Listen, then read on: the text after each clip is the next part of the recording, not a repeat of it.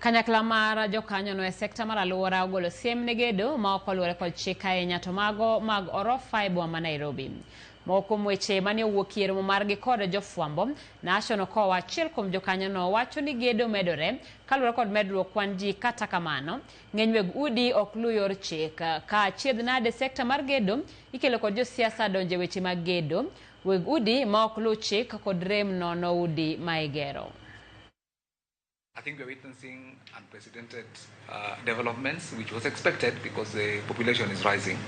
However, I think control is missing in how we are doing developments in Ramogi County. We have a lot of projects that are coming up across this county, but they do not comply.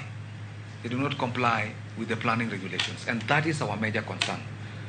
We have projects being built without the requisite professionals.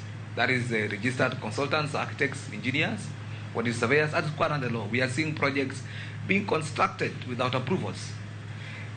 Over the past 2 months or so, we've seen an alarming rise in resident associations coming up in arms against irregular developments, which apparently have been licensed for approval under the county. Our concern as professionals and generally as residents in this city is we are witnessing an alarming proliferation of developments control that has been tremendously weakened over the past 1 year or so.